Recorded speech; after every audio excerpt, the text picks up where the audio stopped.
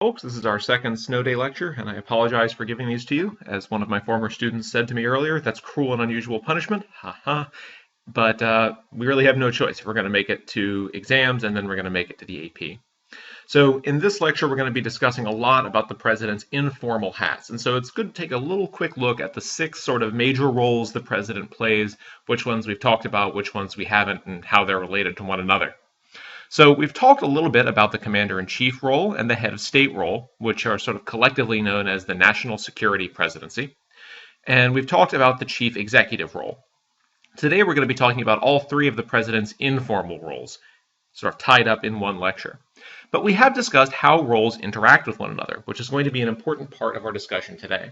So just to review really quickly, we discussed how the president's commander-in-chief and head of state role are tightly related because the military is one of the most important tools that the United States has at its command when conducting international relations and foreign affairs, through alliances, through threats, through peacekeeping aid, things like that, through the arms trade. All of those commander-in-chief powers the president has are important to his head of state powers when it comes to things like organizing treaties and so on.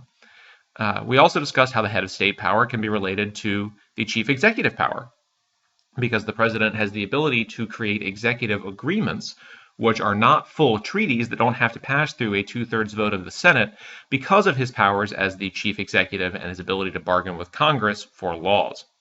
We discussed how the head of state power interacts with the president's political center of gravity power by making him the most prominent person when it comes to making addresses on foreign policy, and how the president's commander-in-chief power puts him in the forefront of the nation's mind when there are major national security emergencies, which ties into his power as the holder of the bully pulpit.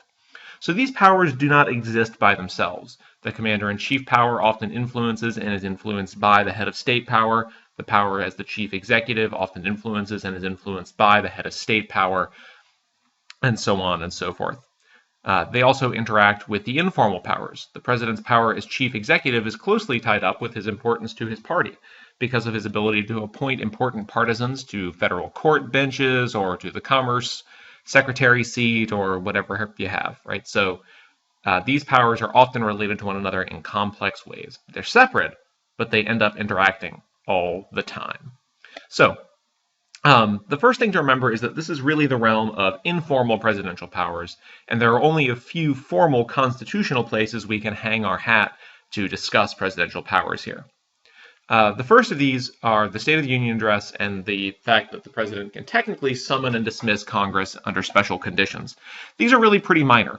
The State of the Union address, though, doesn't have to be an address. The Constitution doesn't say it has to be an address, but it does give us an indication that in the original Constitution, the president did have a responsibility to interact with Congress and provide suggestions about legislation. Without the fact that the Constitution included a State of the Union address, there wouldn't be any clear indication that the president was meant to have a realm of informal political powers. The State of the Union address is one of the places, alongside the veto, which we'll talk about in a minute, that indicate the president is expected to take on an important political role in interacting with Congress and the nation's politics as a whole. But the informal powers that the president has that we've discussed, where he's the leader of his political party, not the formal leader. Remember that the formal leader is the head of the party's committee, but the sort of most prominent member of his or her party.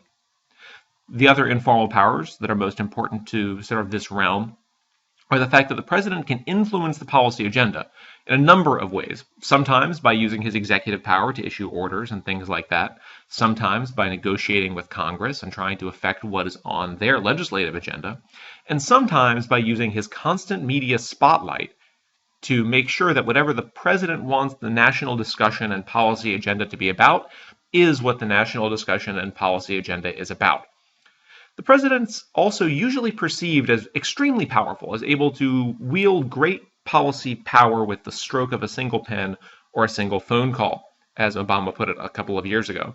This, however, isn't necessarily the case. Even though the president is perceived as particularly powerful, really they just wield resources, especially executive resources, as we discussed in the last lecture about the president's executive power. So this realm of informal powers is quite complicated, but most of it revolves around how the president influences the policy agenda and leads or benefits his or her political party and benefits from that leadership. It's particularly important to look at how the president interacts using these informal and formal powers with the legislature. The most important constitutional tool the president has to interact with the legislature is his veto power. The veto is interesting, though, because it's pretty rarely used. Presidents don't veto stuff very much anymore, and in fact, they never have vetoed widely.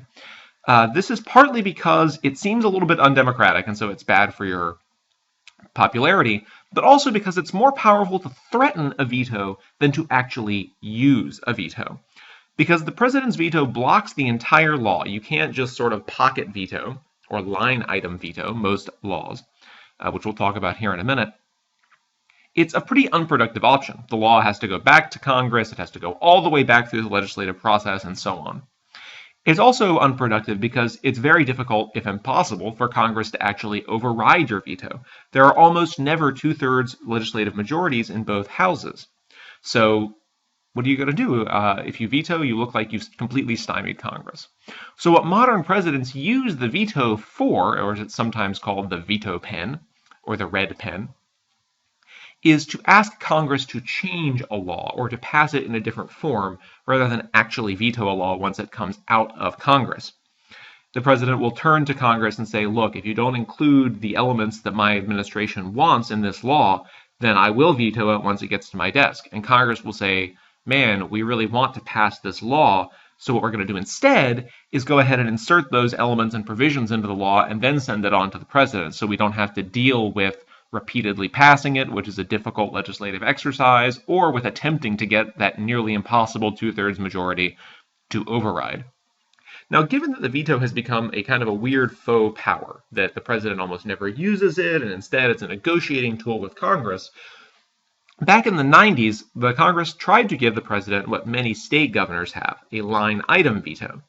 Line item vetoes, which again, most state executives have, so it seemed to the Congress in the 90s this would be okay to do.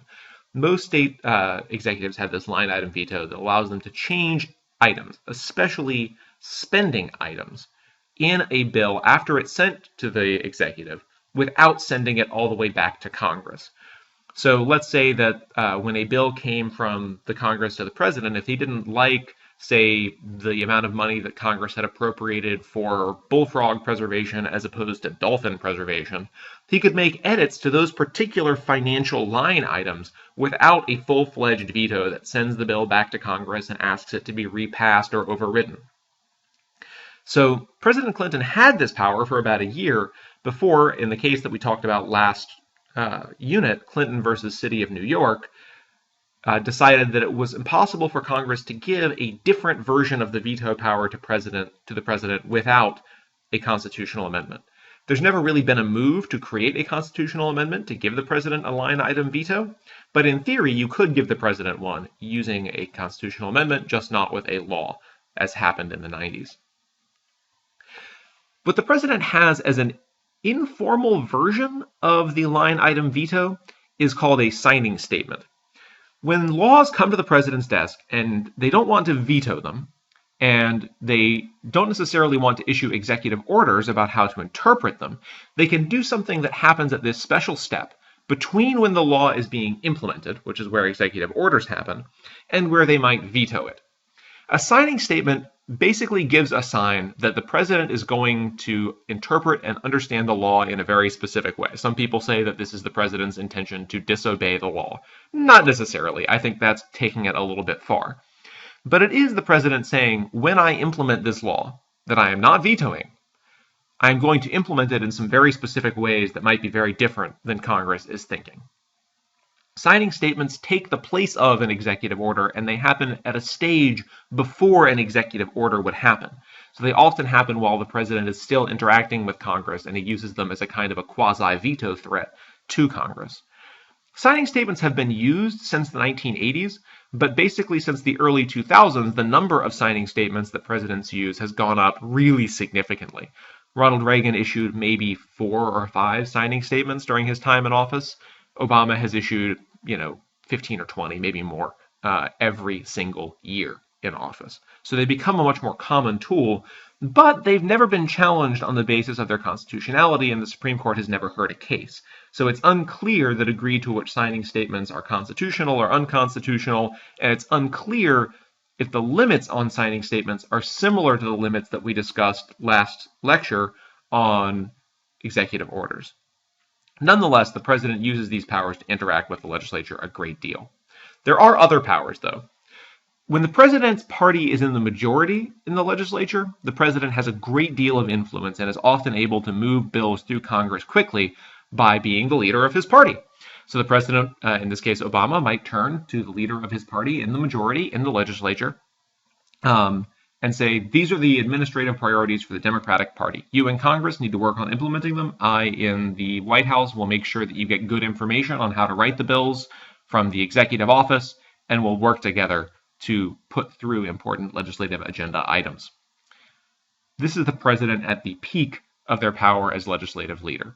It's where their party leadership and their political center of gravity abilities let them really exert a strong influence on what happens in Congress.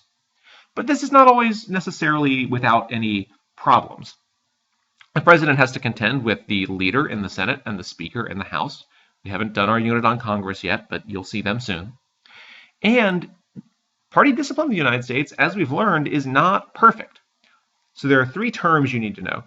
Party unity is the ability of the president and the president's party leaders in Congress to keep all of the congressional and sometimes state level leaders of the president's party tied together publicly and legislatively. Not necessarily, this is, for example, right, your ability to make sure that the Democratic senator from New York doesn't propose a special addendum to a bill that might benefit New York City and slow down the legislative process. It's your ability to make sure that the member of the House from California doesn't go in front of the media and say how much she dislikes the bill that your party wants to pass.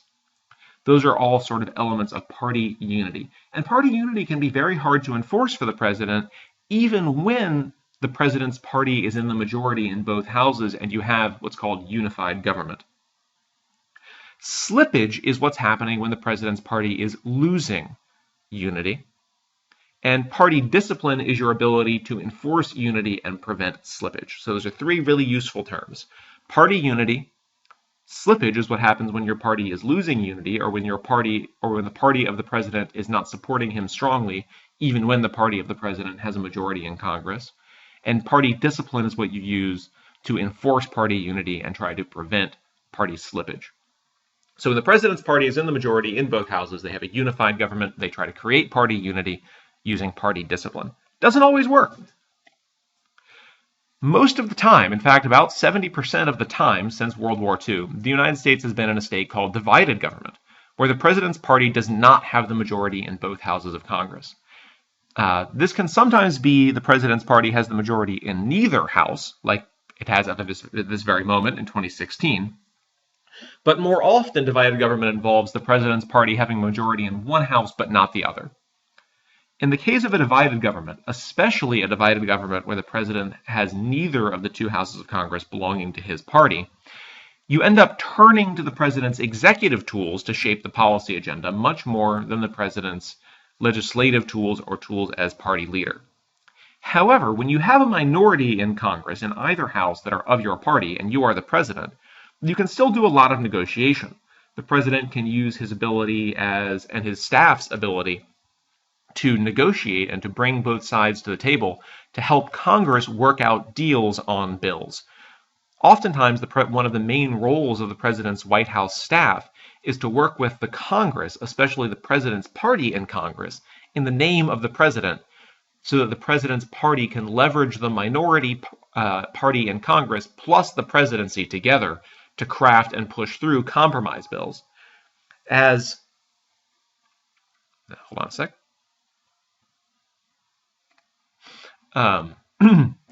As John Boehner showed us in the mid-2010s, though, oftentimes divided government, even when you're trying very hard to use your minority as president, is not a recipe for effective management of legislation.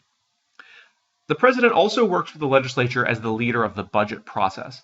Now, we haven't done our unit on the budget process yet, but just so you generally know, the president is the place from where the initial budget proposal each year comes. Now, the House has to pass both a budget and a series of appropriations bills. And the OMB has to approve of what the president's budget ultimately wants to look like. So there are real limits on the president's power as budgetary leader. But the budgetary process is one of the most important ways the president interacts with the Congress. And it's one of the places that gives the presidency the most opportunity to lead in Congress. So the president's budgetary powers end up being an important element of his interaction with the legislature. Finally, one of the things that most presidential interaction with the legislature revolves around is the president's desire to get major policy areas worked out. Now, the president can make some policy change using his executive powers, as we talked about in the last lecture, with things like executive orders and so on. But if presidents want to create real major policy change, they need laws to be passed by Congress. And most presidents choose particular policy areas where they want to leave their mark. So the Affordable Care Act, or Obamacare, is a place where the Obama presidency said, this is where we want not only to use our executive powers, but we really want Congress to pass laws so that we can say this is the legacy of both our administration and our administration's ability to pass laws in Congress, to work with Congress to pass laws. Most presidents have some kind of a legacy, some kind of a signature initiative that they want to leave behind. One of President Bush's was No Child Left Behind. One of President Clinton's was the 1996 welfare reform that we talked about a couple of times. And heck, Ronald Reagan's was a series of major tax cuts in 1986. So most presidents want some kind of a major legislative achievement during their time. When it comes to pure partisan leadership, the president acting as leader of his party outside of the realm of working with Congress, outside of the realm of his appointments, there are really important ways in which the president sets the tone for their party. They can go out and help members of their party at the state and the federal level get elected. Go out there and help out with campaign rallies, or call in favors in order to help people win office or get bills passed in their state legislature. In the modern world of politics, where money is so very important, presidents and even ex-presidents can be extremely powerful fundraisers. If you're a congressperson running for a seat in North Dakota, or if you're a congressperson running for a seat in South Carolina, having the president or the vice president come to a campaign rally, having the president or the vice president call in a favor so that your state party gives you a bunch of money, having the president or the vice president run a fundraiser for your campaign to bundle money, all of those things can really help your campaign. So the president can wield the power of their office, the power of their personality, to help their party win at the state and local level, or even to win at the congressional level. These are really important ways that the president acts as party leader. The one formal term you need to know about this is the term coattails. Presidents only get to run twice. As we know, the 22nd Amendment limits them to 2 terms in office. But presidential cycles always coincide with an entire House cycle. Remember that the United States House of Representatives gets replaced completely every 2 years, right? It has the potential for everybody to be replaced completely. This means that each time there's a presidential election, every House seat in the United States is also up for re-election, and so are 1/3 of the Senate seats in the House, or in the Congress. So when a president is elected every 4 years, oftentimes, if a bunch of people go to the polls and are voting straight party line because they want to vote for that president, the president can claim that many of the members of Congress who were elected that same year, whether members of the House or members of the Senate, were elected mostly because he or she was on the ballot. He pulled them in, they rode in on his coattails. The president's ability to pull legislative majorities in on their coattails is a really important part of their power to lead their party. The president is also exceptionally powerful when interacting with the press. This doesn't mean that the president has a great power to convince the nation that he or she is right. In fact, there's a lot of evidence that people don't necessarily change their own beliefs or positions based on what the president has said. The president does not do a very good job of convincing the public. What the president does a good job with, using what's called the bully pulpit, TR, that we have here, being amazing, TR coined this term to sort of describe the ways in which the presidency was an ideal place, a bully pulpit, from which to alter what the public was talking about. Whether it's your inaugural address, the State of the Union, a White House press conference, a highly covered speech at a naval yard, whatever it happens to be, you can present ideas and alter the policy agenda and the public conversation without necessarily needing to use all of the media tools that other people need. If let's say an interest group wanted to change the policy agenda, wanted to make Congress or the public think about something, move it up on the agenda, that interest group would have to go to great lengths. They might have to stage huge rallies. They'd have to raise a bunch of money. They'd have to lobby dozens of Congress people. If the president thinks that gun control needs to be an important part of the contemporary policy debate, they can hijack the discussion simply by making a number of major public speeches. So the bully pulpit is very important. One reason the president has so much power under the bully pulpit is because free media accumulates around the presidency. When the president does something, even if it's just the president eating an ice cream cone, the media watches and reports. This is because modern presidents are kind of a celebrity, right? They are inherently of interest. Sometimes that's partisan interest. Sometimes the reporting is negative. But the president doesn't have to buy ads, doesn't have to look for radio time, doesn't have to go on and seek out interviews in order to try to get their message out there. People want to hear what the president is saying, and people follow what the president is doing. That's the definition of free media. Finally, the president has a couple of very special advantages. First, they're one person. They're one voice. Maybe two if you count their press secretary. This is very different than Congress.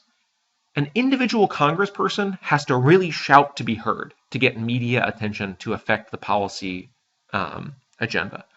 The president is unified. As Alexander Hamilton pointed out way back in Federalist 70 that we were reading in class, that unity, that individual single person, has much more direction, specificity, and power to present a unified front without a whole lot of distractions or shouting.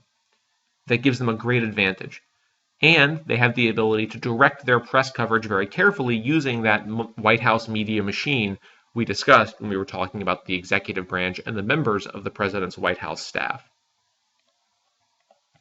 So this is just a minor thing. You'll notice this is not really anything in red, not terribly important. But it's important to think about the president as this public opinion leader and celebrity,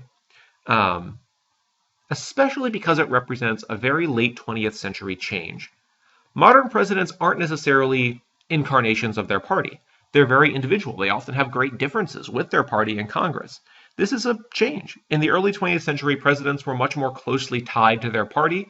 They less often went public and made initiatives to the press on their own without their party. They less often built a gigantic personal presidential image, and ex-presidents were much less prominent in the past. So this idea that presidents and ex-presidents are individual, powerful policy actors who go to the public on their own using media or burnish their own image without thinking about their party is kind of a new thing. Here we have, of course, Bill Clinton playing the saxophone on Arsenio Hall. The president's power to be a public opinion leader is also fairly new. One of the first presidents to really try to hijack national conversations on their own with media was FDR, but they have had limited success until recently, mostly because the president only had so much autonomy from Congress until fairly recently.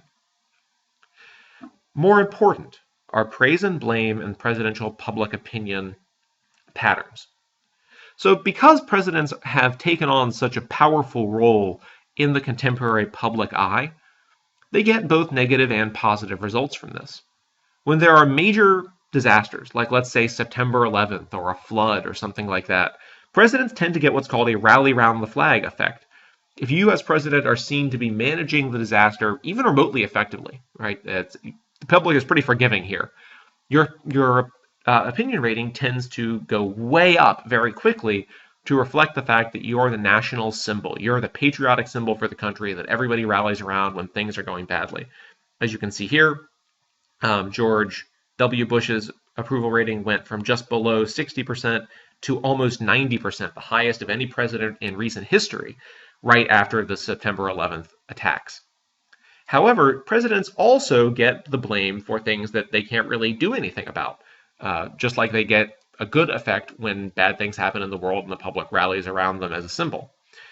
Presidents don't have a whole lot of power to affect the stock market when it's crashing or not crashing, but oftentimes bad economic times end up strongly impacting the president's public approval rating. There are two terms you need to know when it comes to presidential public opinion patterns broadly. The first is the honeymoon.